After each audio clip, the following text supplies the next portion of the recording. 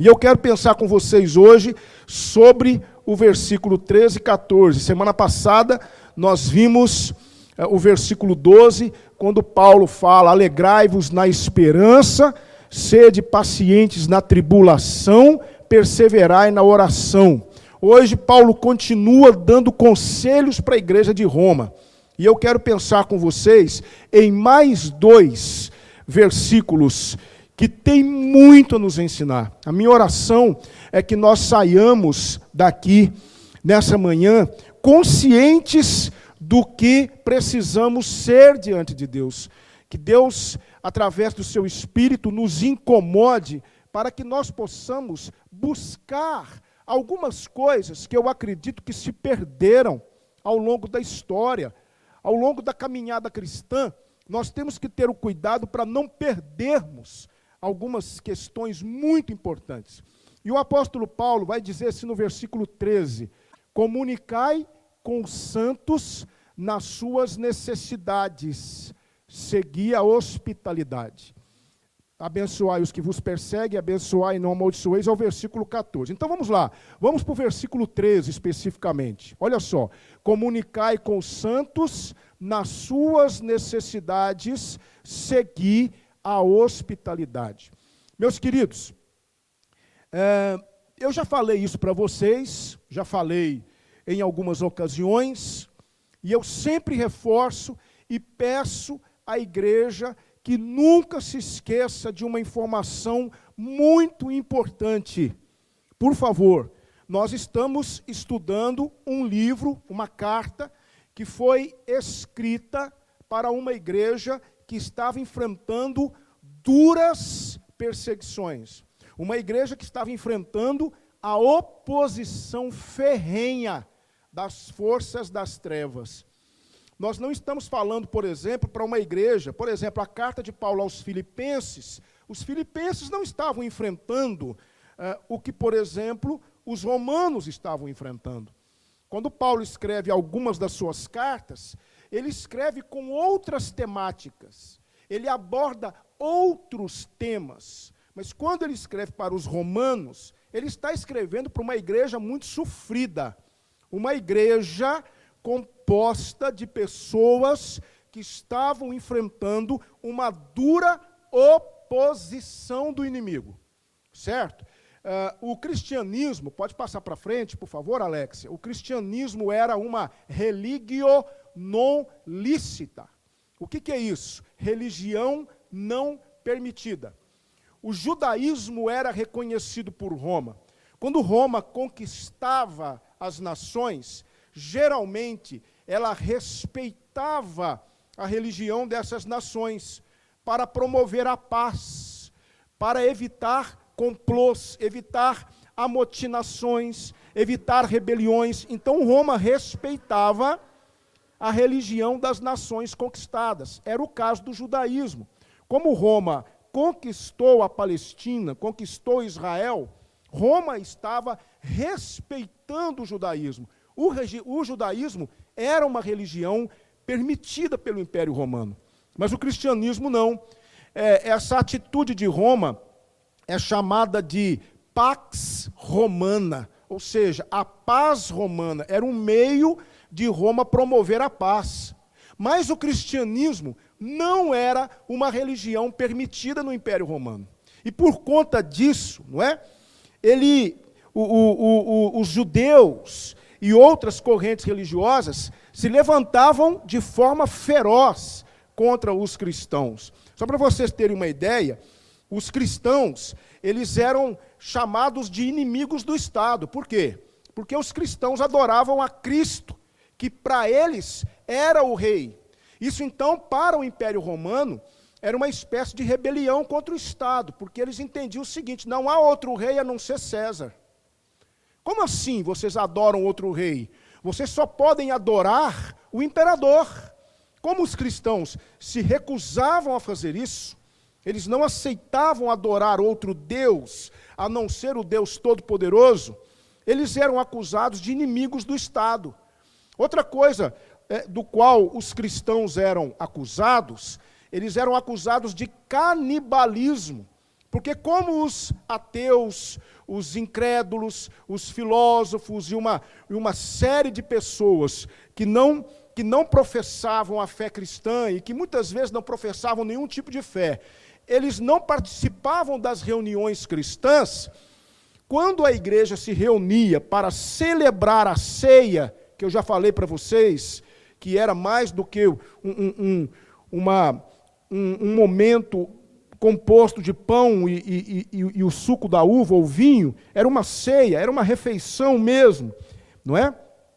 Ali eles estavam celebrando a morte do Senhor Jesus. Então, quando eles proferiam, não é? Tomai e comei, isto é o meu corpo. Tomai e bebei, isto é o meu sangue. Para os inimigos do cristianismo, isso era canibalismo. Eles eram acusados de canibalismo por conta das suas celebrações públicas e por conta dessas frases que eram proferidas durante a ceia. Eles eram acusados de rebeldes, eles eram acusados de amotinadores, e isso foi colocando sobre as costas dos cristãos acusações que foram se tornando um fardo muito grande. Então os cristãos eram considerados inimigos do Estado. E o que é que acontecia por conta disso? Muitos amigos, muitas pessoas próximas aos cristãos cortavam relação com eles. Às vezes, até a própria família cortava relação com aquele que se convertia. Porque eu já falei para vocês, por mais que a igreja fosse perseguida, não é? Jamais ela era vencida pelas perseguições. Cristãos eram mortos daqui, outros se convertiam daqui. A igreja era sempre abastecida com novos convertidos, com novos cristãos. Mas muitos desses cristãos, muitos deles, perdiam totalmente o amparo, a segurança dos seus familiares, dos seus amigos. Muitos perdiam o emprego, eram demitidos do trabalho, eram dispensados do seu trabalho. Muitos pais, devotos das divindades pagãs de Roma, ou por medo de terem algum tipo de relação com aquele que se convertera, simplesmente mandavam aqueles filhos embora, eles eram dispensados pelos pais, eles eram convidados, se eu posso assim dizer, a sair de casa. Eles tinham que sair de casa, eles tinham que cortar relação com os amigos, não tinham mais amigos, não tinham trabalho. E para onde é que eles iam? Para a igreja.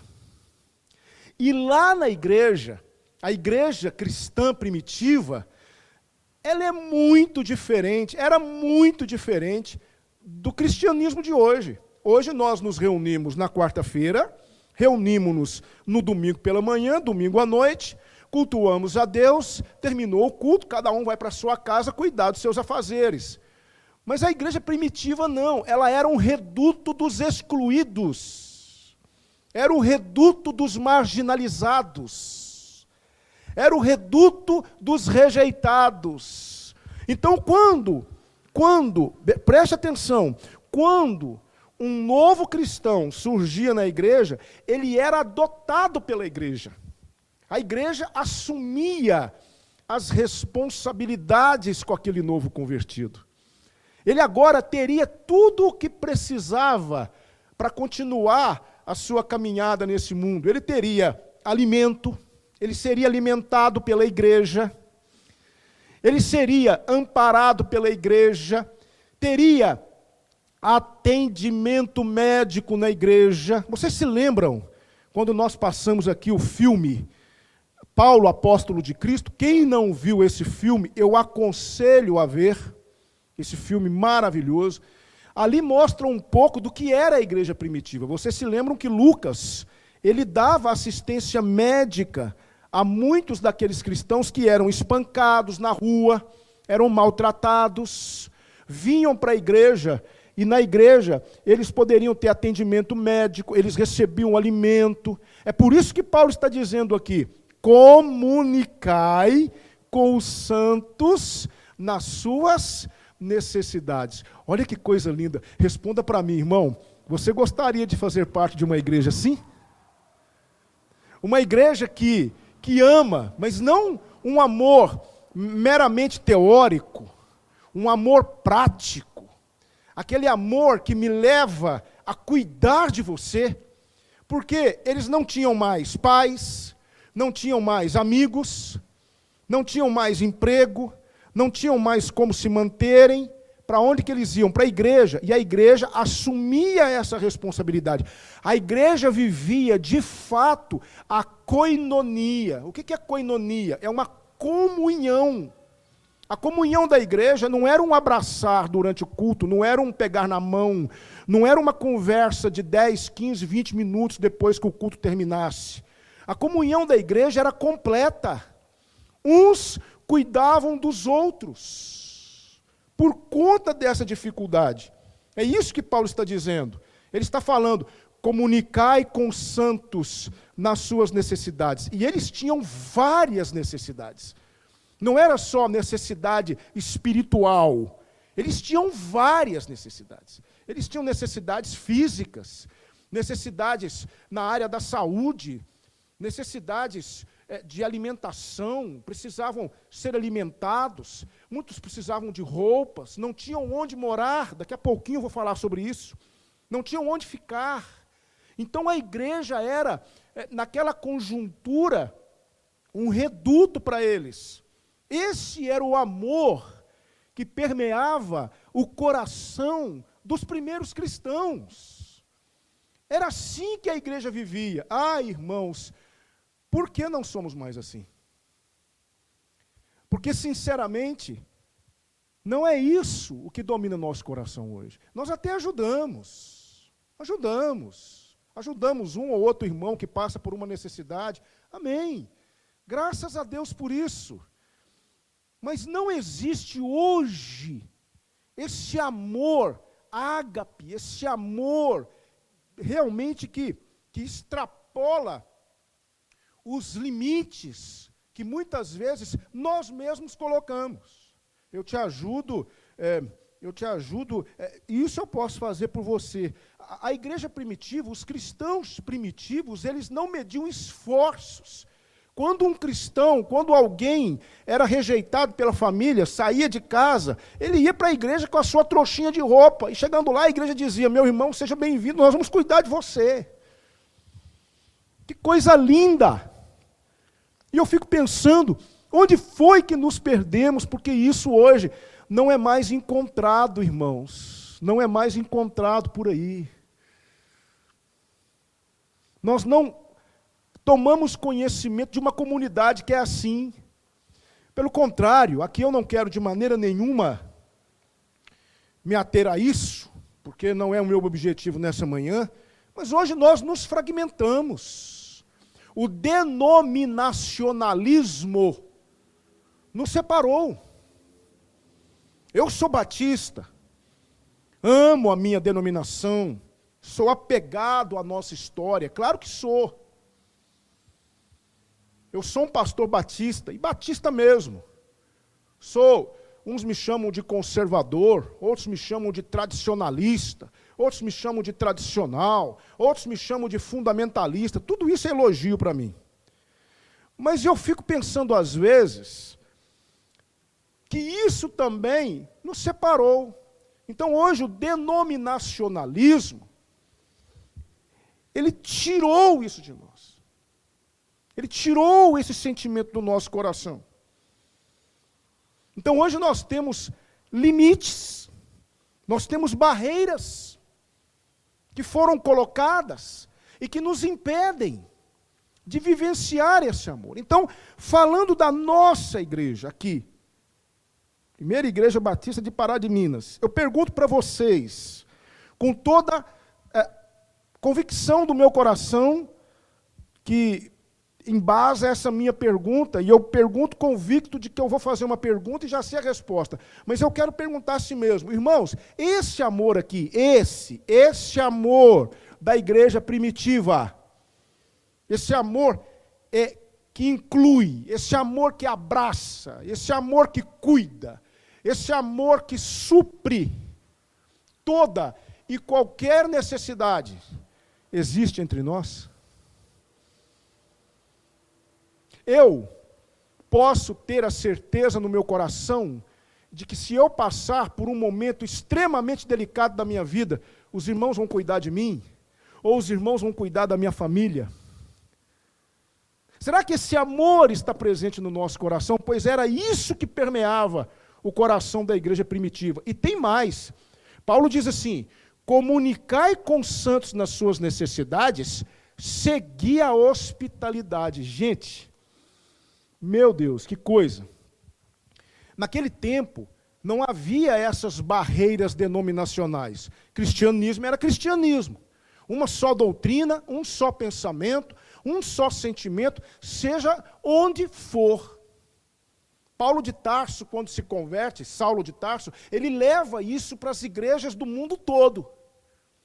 Então, olha que coisa linda. Quando um forasteiro chegava em Roma, ele chegava na cidade de Roma, e ele não sabia se havia uma igreja ali, mas a conversa ela vai fluindo, né? E aí aparece um cristão. E o cristão, naquele tempo, os cristãos tinham um código para se identificarem. Lembre-se, a religião cristã era uma religio non lícita.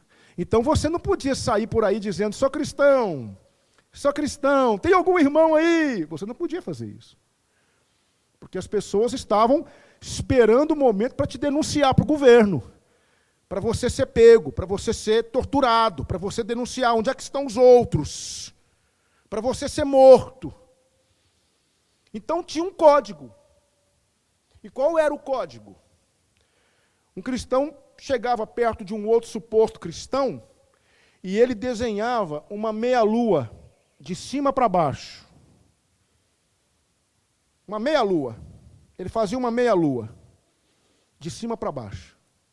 Se o outro fosse um cristão também, ele entendeu aquilo. Ele completava a meia-lua de baixo para cima. Formava o quê? O símbolo de um peixe. Era mais ou menos assim, ó. Olha só. Tá vendo? Tá dando para ver, gente? O cristão desenhava a meia-lua, tá vendo? De cima para baixo. O outro entendeu. Opa, é irmão em Cristo. Esse aí é irmão. Ele então completava a figura. E era a figura de um peixe. O peixe, inicialmente, era o símbolo do cristianismo. Por que o peixe, pastor? Pode passar, Alexia? Por conta disso aí, ó. A palavra peixe, em grego, é ictus. Ictus. É a palavra peixe, em grego. E olha que interessante. Ictus é a inicial de uma palavra, de uma frase, não é? Uma declaração de fé dos cristãos em grego. Olha só, ictus é Iesos, Christos, Theos, Urios, Soter. Isso aí é uma palavra em grego. O que significa isso aí? Olha só para você ver. Jesus Cristo, Filho de Deus, Salvador. Era a declaração de fé dos cristãos.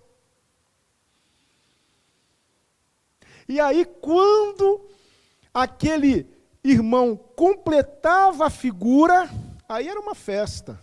Aí eles se abraçavam, eles davam o ósculo santo. E sabe o que aquele cristão que recebera o forasteiro fazia? Pegava aquele cristão e levava para sua casa.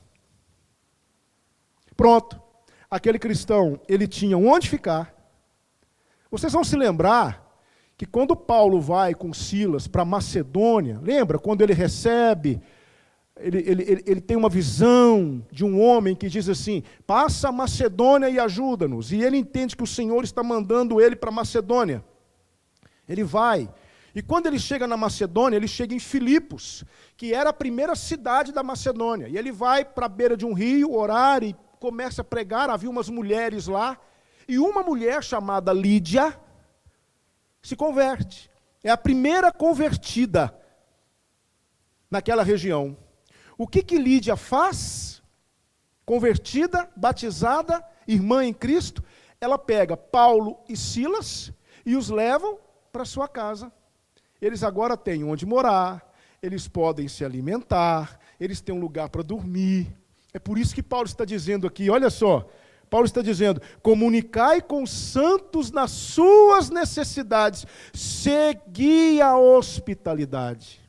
Era isso que os cristãos faziam naquele tempo. Pegavam um irmão que se identificou como cristão, e eles amavam tanto e confiavam tanto. Ah, pastor, eles corriam risco. Não, corriam. Corriam riscos. Mas eles estavam dispostos a pagar o preço e cumprir com algo que o Espírito Santo havia colocado no coração deles. Irmãos, eu já fiz essa pergunta para vocês há um tempo atrás, e eu gostaria de falar, e se um irmão nosso não tiver onde morar, ele pode morar na nossa casa?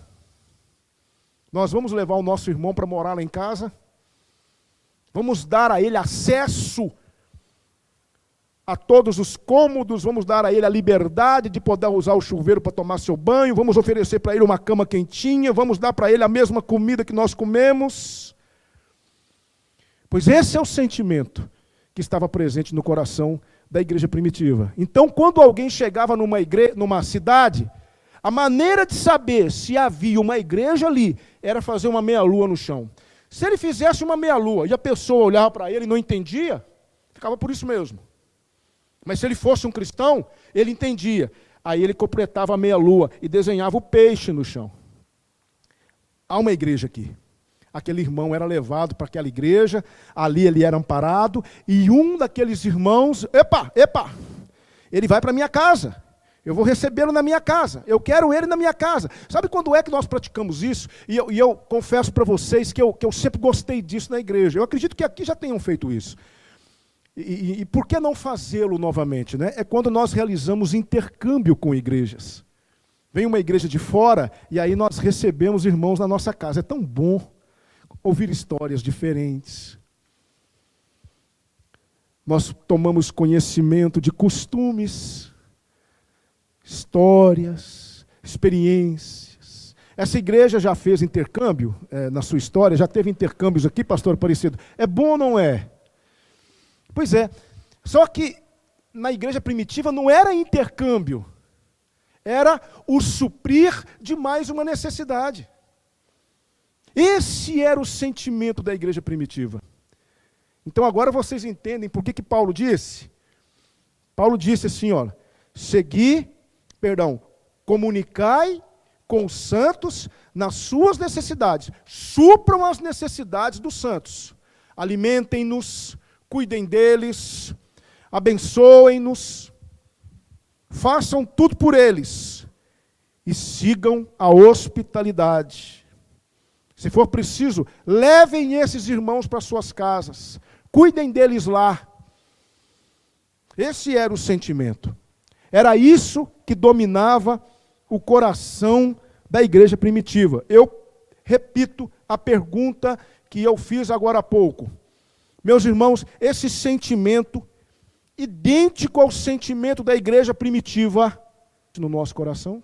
Hoje nós estamos diante de um misto de prudência e negligência. Por medo, eu estou com medo da pandemia, eu estou com medo da Covid-19. Então o meu amor não tem sido suficiente para atender alguém na sua necessidade. Deixa eu dizer uma coisa para vocês. Tivemos essa semana o velório do nosso irmão Vinícius. A igreja não esteve lá. Ah, pastor, mas o velório estava sendo limitado a 5 pessoas, entrava 5, saía 5, entrava 5, saía 5. Mas eu esperava ver um número maior de irmãos lá. Mas não vi. Alguém ligou para a irmã Sônia, para falar para ela, irmã, estamos orando pela irmã. Irmã Sônia, nós estamos orando pela irmã e por toda a família. Irmã Sônia, como é que a irmã está? Maria José, como é que você está? Nós fizemos isso, irmãos. Tomamos conhecimento de que o nosso irmão havia partido para a glória. Qual foi a nossa postura com a família? Aí eu pergunto para vocês, que amor é esse? Que amor é esse que está presente no nosso coração? Que amor é esse? Que não foi capaz de me levar para o telefone para fazer uma ligação para nossa irmã, para saber como é que ela estava, se ela estava bem, se ela estava precisando de alguma coisa. Tudo bem, você não quis ir no velório, não tem problema, é um direito seu, talvez você está acuado, com medo, eu sei, mas uma ligação, um momento para você se importar com a nossa irmã, é por isso que eu perguntei, esse amor da igreja primitiva está presente no nosso coração? Claro que não, ele se perdeu. Não amamos como os nossos irmãos primitivos amavam. Não amamos. Não adianta dizer que não amamos. Das duas, uma. Ou nós paramos de cantar na igreja música sobre amor, ou nós oramos ao Senhor para que Deus desperte em nós o verdadeiro amor. Para que nós possamos amar verdadeiramente, como o corpo de Cristo precisa amar. Se nós não estamos sendo capazes de amar os de dentro, como é que nós vamos amar os de fora? Então pensemos nisso. Pensemos nisso.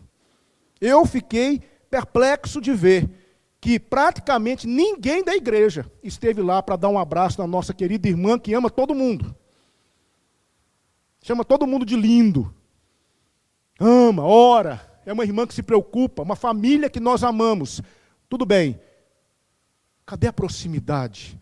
Cadê o acolher? Se fosse na igreja primitiva, vocês iam ver o que a igreja primitiva ia fazer pela vida da nossa querida irmã e toda a família. Aí eu pergunto para vocês, cadê esse amor? Se Paulo falasse para nós hoje, como ele está falando, porque realmente tudo que foi escrito para o nosso ensino foi escrito. Se Paulo falasse para a primeira igreja batista em Pará de Minas hoje, comunicai com os santos nas suas necessidades, segui a hospitalidade, qual seria a nossa resposta a esse pedido de Paulo? Pois bem, e aí Paulo vai dizer no versículo 14, abençoai os que vos perseguem, abençoai e não amaldiçoeis. Parece que Paulo aqui, ele está repetindo, não é? Ele está de forma bem sucinta, repetindo o que Jesus Cristo disse em Lucas 6, 27 a 35. Olha só, mas a vós, aqui é o próprio Jesus que está falando, mas a vós que ouvis, digo, amai a vossos inimigos, fazei bem aos que vos aborrecem, bendizei os que vos maldizem e orai pelos que vos caluniam. Ao que te feriu numa face, oferece-lhe também a outra. E ao que te houver tirado a capa, nem a túnica recuses.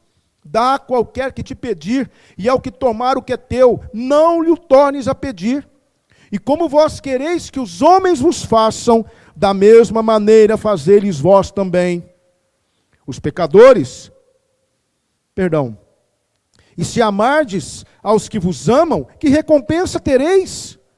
Também os pecadores amam aos que os amam. E se fizerdes bem aos que vos fazem bem, que recompensa tereis? Também os pecadores fazem o mesmo. E se emprestardes de quem esperais tornar a receber, que recompensa tereis?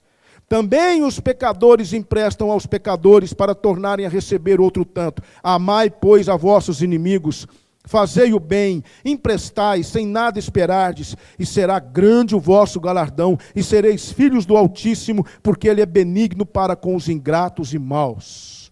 Há um homem chamado Walter Scott, que sempre ouviu esse sermão acerca de oferecer a outra face, acerca de perdoar, de não guardar rancor no coração. Esse Walter Scott sempre ouviu isso, mas ele nunca conseguiu entender isso.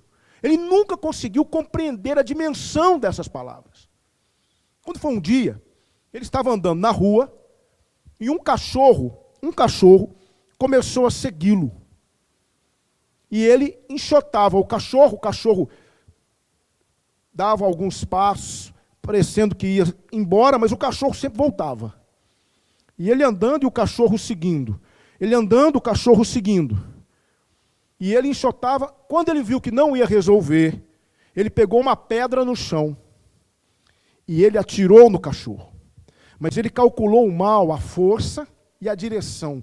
Aquela pedra pegou na pata do cachorro e quebrou-lhe a pata.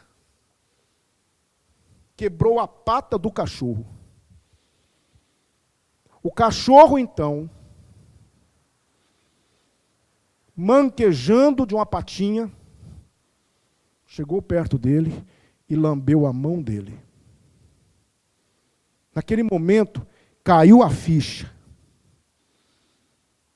E ele disse assim, naquele dia, aquele cachorro pregou para mim o sermão da montanha de forma mais contundente do que muitos pregadores.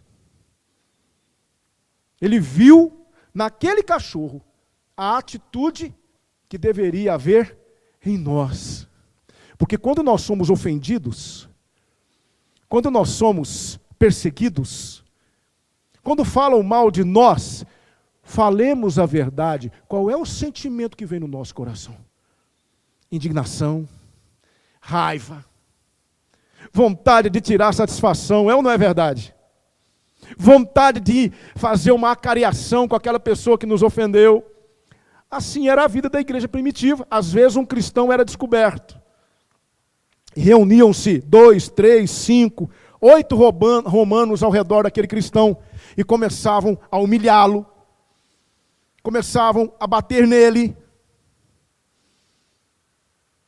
começavam a depreciá-lo, zombavam dele, faziam piadinhas com ele, e ali ele ficava por minutos que talvez pudessem ser horas, como motivo de escárnio das pessoas.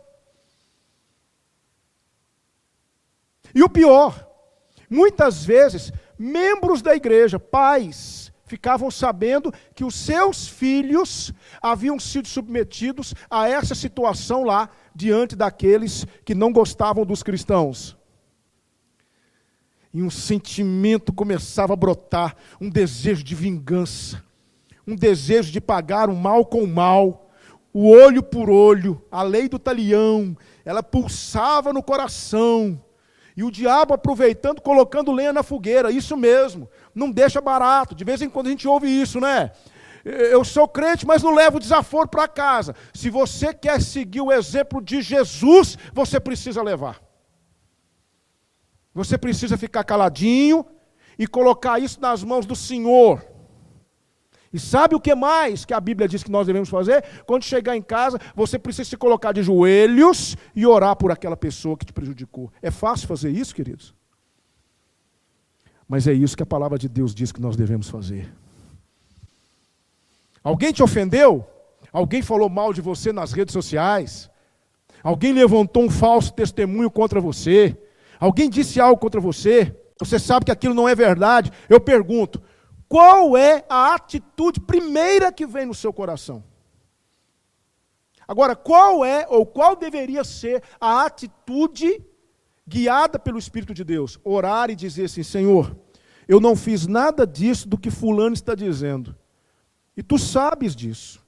Eu coloco essa questão nas tuas mãos e peço por ele, Senhor, para que teu Espírito Santo quebrante aquele coração e que ele possa perceber o mal que ele causou. Ó Deus, eu coloco isso diante do Senhor, porque tua palavra diz, minha é a vingança não é minha. Senhor, abençoe a vida dessa pessoa que está me prejudicando. Abençoe a vida dessa pessoa que está me querendo mal. Por favor, Senhor, não permita que essa pessoa ela consiga ter êxito nisso que ela tem feito. Trabalhe no coração dela. Permita que ela tenha uma experiência que a faça refletir sobre o mal que ela está dizendo. É isso que nós precisamos fazer. Mas é isso o que menos fazemos. Sempre queremos bater de frente. Às vezes nós tiramos a nossa roupagem de cristãos e vamos por tudo ou nada. Mas não é isso que o Espírito Santo de Deus nos instrui a fazer. Sabe por quê? Porque não há força maior do que o amor. O amor vence barreiras. O amor é capaz de vencer o mal em qualquer confronto. O amor é mais forte que o mal. Mas para ter esse amor no coração, eu preciso do Espírito Santo de Deus. Sozinho eu não consigo. Porque é um amor incomum, é um amor sobrenatural, é um amor que extrapola os limites do comum. Amar uma pessoa que toda a vida me prejudicou. Irmãos, só pelo Espírito de Deus. É isso que Paulo está dizendo aqui. Abençoai os que vos perseguem, abençoai e não amaldiçoeis. E aqui eu vou mais longe. Trabalhe o que vai no seu coração, porque às vezes você não amaldiçoa com a boca, mas você amaldiçoa com o coração. E de vez em quando nós somos dominados por aquele sentimento.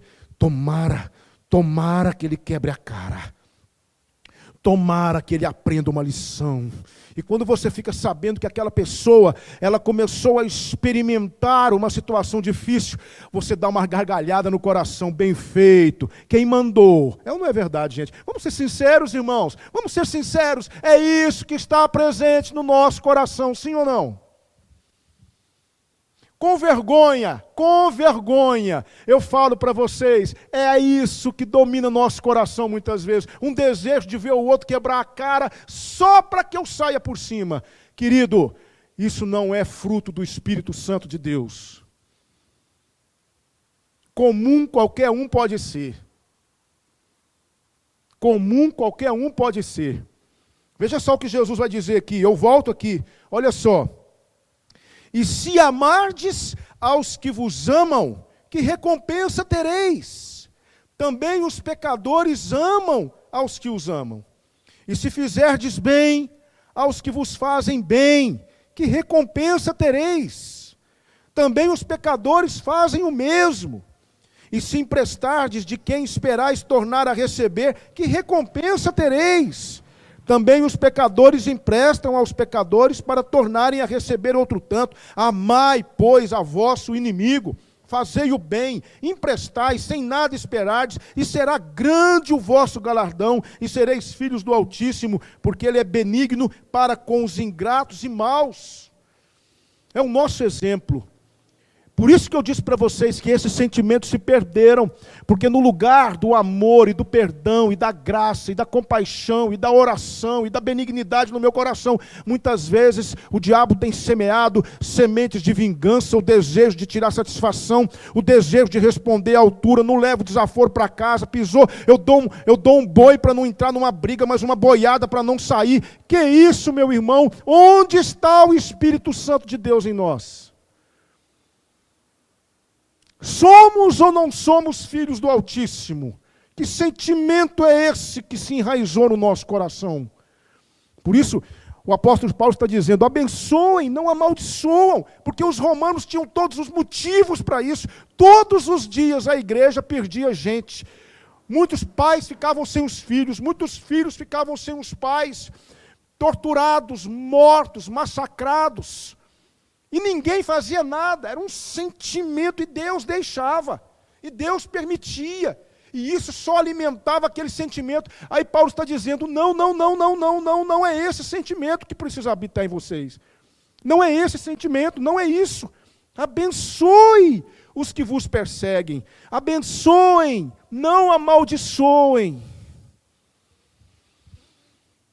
Irmãos, por isso que, verdadeiramente, eu digo para vocês, ser cristão de verdade, cristão mesmo, cristão de verdade, só pelo poder do Espírito Santo de Deus.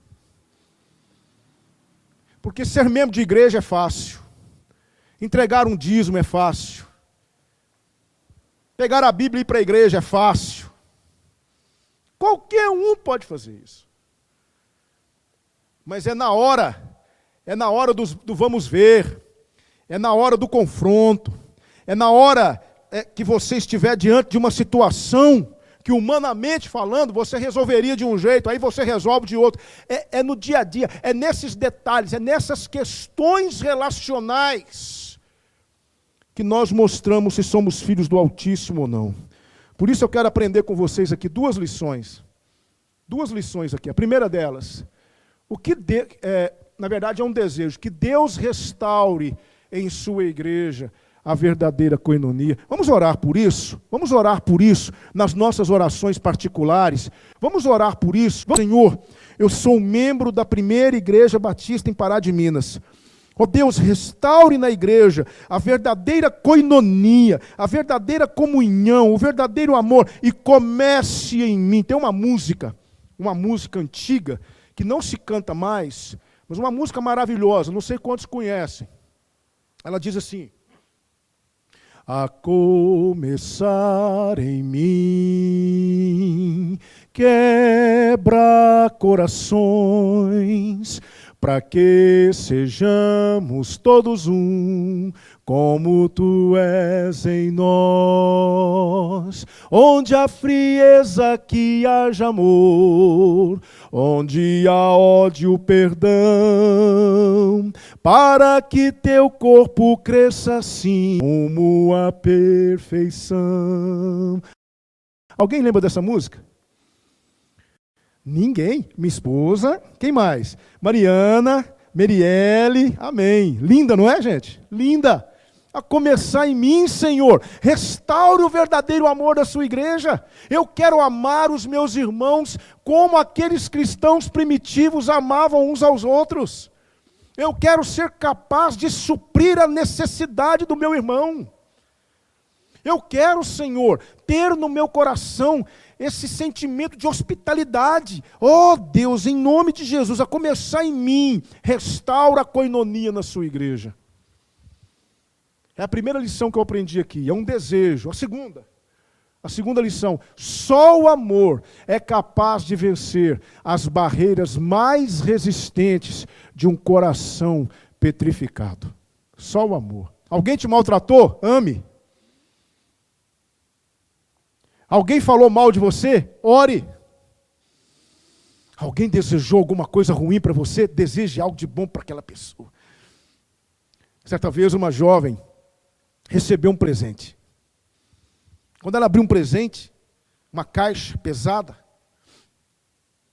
ela abriu aquela caixa e havia um invólucro, tudo embaladinho, bonitinho. Quando ela abriu aquele invólucro, era um pote cheio de esterco. Mal cheiroso. Que uma vizinha havia mandado para ela. A vizinha fez questão de se identificar. Para você, com muito carinho, e anotou o nome dela. Aquela jovem era uma cristã. Pois ela foi no mercado, comprou uma planta linda, maravilhosa, colocou num vaso, pegou terra, pôs terra, pegou parte daquele esterco, colocou, fez todo um trabalho, e a planta bonita, linda, e ela embalou, e colocou um laço, e pediu o mesmo menino que havia trazido para ela o vaso com esterco. Ela pediu àquele menino que levasse aquela flor linda e maravilhosa para a sua vizinha. A vizinha então recebeu aquela planta e aquela jovem fez questão de se identificar. E disse assim: dou-lhe esse presente do fundo do meu coração, porque cada um dá o que tem. Cada um dá o que tem. Às vezes você recebe uma afronta, um xingamento, é só o que a pessoa tem nela. Mas você tem mais. Você tem muito mais. Tem ou não tem? Me lembro de uma situação que eu passei uma vez. No início da minha conversão, fui muito humilhado por uma pessoa da família. Fui muito humilhado. Ele me humilhou muito. E eu me lembro que, naquele momento, eu não revidei.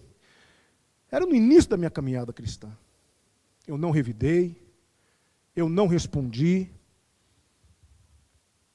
Passado algum tempo, aquela pessoa me procurou precisando da minha ajuda. E para a honra e glória do Senhor Jesus Cristo, só pela ação do Espírito Santo de Deus, irmãos, eu fui capaz de ajudar. Mas isso não sou eu. É o Espírito Santo que habita em nós. Então não se assuste se essa pessoa que está perseguindo você, que está maltratando você, um dia bater na sua porta pedindo sua ajuda. Mostre que você é filho, filha do Altíssimo e ajude. É assim que a gente vai quebrando as barreiras de um coração extremamente petrificado. Eu quero te mostrar uma frase e eu encerro a minha exposição dessa manhã. O mundo nos diz, vingue-se. Jesus nos diz, ame ao seu inimigo, bendiga os que o maldizem, vença o mal com bem. A vida com Jesus não é natural, é sobrenatural. Só pelo poder do Espírito Santo é que vamos poder praticar o que Cristo nos ensina. Se você quer saber quão espiritual você é, pergunte-se, qual a minha atitude para com os que me maltratam? Lembre-se, quem atira lama nos outros, suja as suas próprias mãos. Quero orar com vocês, vamos orar? Obrigado por tudo que tu nos falaste nesta manhã, Senhor. Pelos desafios que o Senhor colocou diante de nós. Ó Deus de Israel, desperta em nosso coração esse amor verdadeiro, Senhor. Temos cantado muito sobre amor, temos falado muito sobre amor. Mas desperta em nós o amor verdadeiro. Permita que nós sintamos esse amor que a igreja primitiva sentia, Senhor. Permita que haja no nosso coração esse amor sincero, ó Deus. E uma vez, estando em nós, ó Deus, será bem mais fácil orar pelos inimigos. Será bem mais fácil oferecer a outra face. Ó Deus, nós precisamos disso. Pai Santo, não permita que o nosso cristianismo seja um cristianismozinho de quarta-feira ou de domingo. Não permita que o nosso cristianismo seja o cristianismo de uma oferta com 2 ou 3 dígitos. Não permita, Senhor, que o nosso cristianismo seja um cristianismo de eventos, mas que seja um cristianismo prático, um sentimento vivo no coração. Que nós possamos realmente descobrir o caminho do verdadeiro amor uns pelos outros. Que o nosso amor não seja fingido, não seja apenas uma frase de efeito, mas que nós possamos aprender a amar. Coloque em nosso coração esse desejo, Senhor, de vivenciarmos o verdadeiro amor. Ó Deus, sabemos que isso provém de Ti. Ó Deus, em nome de Jesus, a igreja primitiva era assim, e nós queremos ser também. É claro que talvez vamos ter que perder algumas coisas, vamos ter que abrir mão de outras, mas que o Senhor nos capacite e nos habilite para que verdadeiramente nós possamos, Senhor, para a glória do Senhor, possamos, meu Deus, sentir esse amor no nosso coração. Em nome de Jesus Cristo, eu oro e agradeço por tudo que Tu falaste conosco nesta manhã. Em nome de Jesus. Amém.